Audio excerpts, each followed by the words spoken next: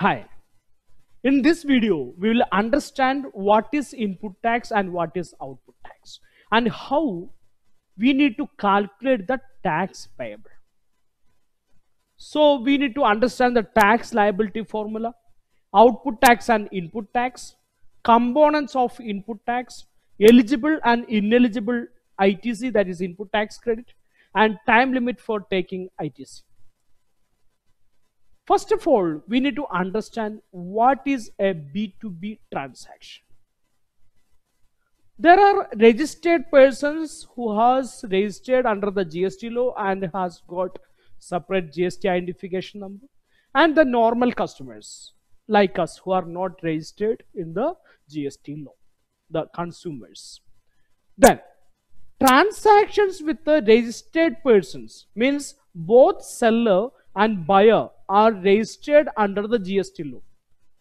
That transaction will be called as B2B transaction. In that scenario, the registered person has to file their return, has to pay the tax every month. All these duties he need to do. So before 20th of the next month, he need to pay his tax liability. Say for the month of April, he need to pay before 20th of May. So for calculation of tax liability, he need to apply the formula, that is output tax minus input tax. Then let me first explain about output tax. Suppose you are going to a shop, you are purchasing one mobile. Then you will be paying the price to the shopkeeper, the mobile seller. That will include GST also. And the shopkeeper will collect that amount. And the GST amount he need to pay to the government. So when you look from the angle of shopkeeper, he need to get GST from the customer and need to remit that GST to the government. Okay, so that is called output tax. Means whenever a person is collecting tax from a customer on selling services or goods, that is called output tax. Then let us take a small case study to understand what does it mean. Mr. Ram is selling goods. The value of such goods is rupees 10,000. So that we call as taxable value on the value which tax is calculated. And GST is coming at 1,200. Total price, that is the invoice value, comes at 11,200. That is the invoice value. Okay, so this 1,200, that is the GST amount Mr. Ram is collecting from the customer on selling goods. That is called output tax. What Mr. Ram has to do? He need to give this GST to the government. Suppose Mr. Lashman, he is also a registered person and he is purchasing goods. In that case, he is giving the GST amount to Mr. Ram, and that GST he can claim as input tax credit. Okay, so that will be called as input tax for him. So 1,200 is a input tax for Mr. Lashman. Then let us understand more about input tax. See, in case of Ram, suppose he had purchased the goods for 8,000 and to his supplier he paid GST of 9,960. Okay, so that becomes his input tax. That is input tax for Mr. Ram. Okay, so how his liability should be calculated? That is, he has already collected 1,200 from Lashman. So that is output tax 1,200, and he paid, Mr. Ram paid 960 to his supplier. So that is his input tax. So the formula is output tax and minus input tax. So 1,200 minus 960. So net liability becomes 240. That is the tax liability of Mr. Ram. Let us take a case study here. means from the angle of Mr. Leshman. Mr. Leshman had paid 1,200 to Mr. Ram. So it is an input tax for Mr. Leshman. You please look into the picture. Here, the taxable value is 10,000. GST 12%, that is 1,200. Invoice value is 11,200. So Leshman is paying 1,200 GST to Ram. And what Mr. Ram is doing? Ram is giving that GST to the government. And as Mr. Leshman is a registered person, the government has to allow input tax credit to Mr. Leshman. Why? Because he is registered. So when Leshman is filing his return, when he is paying his tax, he can deduct this 1,200 from his output tax.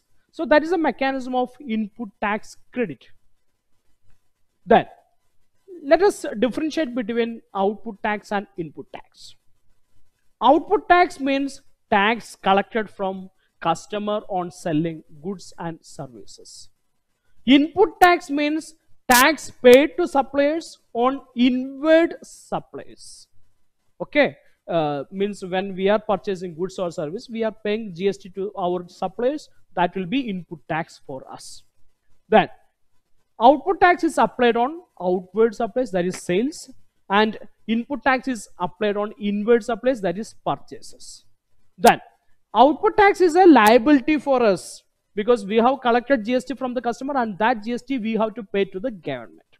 Then input tax is an asset. Why? Because we can deduct that input tax from our output tax. Then which are the e-ledgers used for output tax? There is tax liability register that will be available in the common portal. Then what is input tax? That will be available in the electronic credit ledger in the common portal. And which are the ledgers, which are the accounts used in journal entries? For output tax, we use output CGST account and output SGST account for intra-state sale or supply. And IGST, output IGST account should be used for interstate sale or supplies.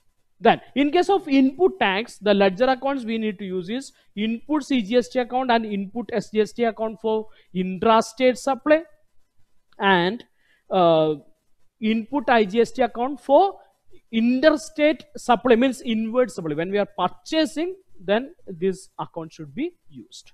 So these are the difference between output tax and input tax. Then let us visualize how a goods is given to the end consumer from one supplier to another supplier through the distribution channel. Okay, first the supplier will be supplying the raw materials and all to the manufacturer. Then manufacturer will be giving the finished products to the distributor. The distributor will be selling it to the retailer, and retailer will be selling it to the customer. So if you look into this supply chain, supplier, manufacturer, distributor, retailer, all these persons may be registered in GST law. So input tax credit is available there. Whatever tax one party is paying to the government, government is just a custodian, because government has to refund it to the buyer when he is claiming input tax credit. But at last, when the customer is buying, customer means he is not registered under the GST law, so he can not claim input tax credit. So that GST will be becoming the income for the government. Then let us understand what is input tax credit, because as I told, government is only a custodian in case of B2B transaction. The GST collected on B2B supplies effectively create a liability for the government. The government has to refund it. The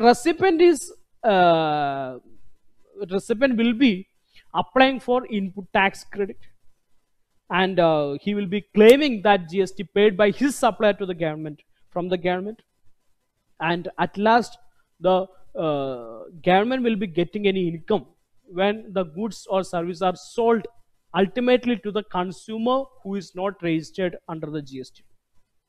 Then let us understand what are the components of input tax. For input goods, goods purchased like raw materials and consumables, then stationary items also will be coming under input goods. Suppose you are going to a stationery shop purchasing some stationery items for your office, you can claim any GST paid to that shopkeeper for getting stationery items. Okay, only thing is that there should be a registration number and the your company address and name in the bill. Then input services can be anything like telephone charges, internet charges, consultancy, advertisement charges, etc.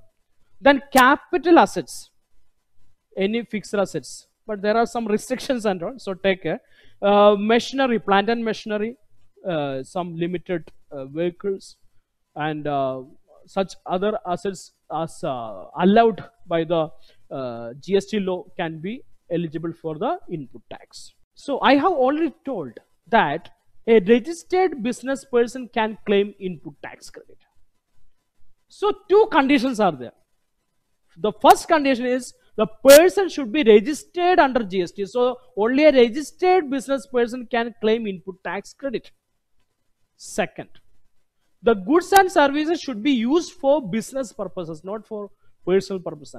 Okay, so these two conditions should be fulfilled, and even an intention to use for business purpose is also fine. Then, if you look into the GST government portal, then you can get a statement that is GSTR to be. We are studying in this course GSTR to be statement. So in that you can see input tax credit is available for import of goods, import of services, inward supplies liable to reverse charge other than imports, then inward supplies from input service distributor, and all other ITC which are allowable. Okay. Then there are some ineligible ITC under section 17(5), like motor vehicles and other conveyance and related services like insurance, servicing and repair and maintenance, food and beverages, outdoor catering, health service and other services, works contract services for construction of immovable property, self-construction of immovable property, then inward supplies charged to tax under composition levy, inward supplies received by a non-resident taxable person, inward supplies used for personal consumption, free samples, gifts, goods lost, stolen, all these are disallowed. You are not eligible to claim input tax credit, as well as tax paid in fraud cases, detention, confiscation. So in all these situations, you cannot claim input tax credit. Then let us take a simple example, that is ITC for vehicle. Suppose a company is purchasing a car and a pickup van. Okay, the bills are in the name of the company and the payment is also gone from the company's bank account only. See here, the input tax credit will not be available for the car, but for pickup van it can be allowed. Why? Because car is for the owner and that is not used directly for the business, so it will be disallowed. But for pickup van, it is used for goods transportation and it is directly used for the business, and so it is allowed. So that it is a classic example of eligible ITC and ineligible ITC. Here the ITC is available for pickup van but not for the car. Then in some cases you need to take care for taking the input tax credit for taxable goods and non-taxable goods. For example, we have used input goods of rupees 5 lakhs. Okay, out of that 2,50,000 was used for producing taxable finished goods and 2,50,000 was used for producing non-taxable finished goods. Take care, here the ITC will be available for input goods which are used for taxable finished goods only. Okay, so please take care. Then I have already told the input tax credit is allowable for some of the fixed assets, and please note that here also If the capital goods is used exclusively for making exempted goods, that will be disallowed, or it is used for non-business or personal purposes, then also it will be disallowed. So here you can check upon two rules, rules 42 and 43. That is apportionment of credit on inputs and input services, as well as apportionment of credit of capital goods. Then one more point, you will not get any GST claim if the GST is capitalized or used for depreciation purposes. So suppose we are purchasing a machinery of rupees 50 lakhs and the GST is 18%. So that comes to 9 lakhs. Total comes to 59 lakhs. Suppose you are capitalizing entire 59 lakhs, you will not get input tax credit on GST amount of 9 lakhs. What you can do, you can capitalize machinery value, that is 50 lakhs, and can take input tax credit for 9 lakhs. Okay, so that should be taken care. Then at last, there is a time limit for taking input tax credit. Suppose you have purchased any raw materials in March 2022. The last date for claiming input tax credit, means adding this purchase in the GST return, is the due date for filing the September return, September month return, that is 20th October, or the due date for filing annual return, that is 31st December, whichever is earlier. So that restrictions applies, and you should take care. So here I have given a clear case study where Samsung India delivered 100 mobile phones to Mr. Ashok, who is in Delhi in December 2021. And it was for 5 lakhs plus GST.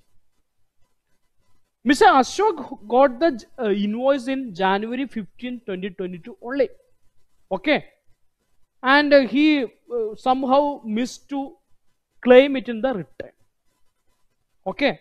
So what he need to do, what is the last date is October 20, that is the due date for filing return for the month of September 2022, or the date of filing the annual return for 2021-22, whichever is earlier. So that you should take care. You should always take care to include all purchase bills in your returns in time. So thank you very much. Hope you have understood various points regarding output tax and input tax. Thank you.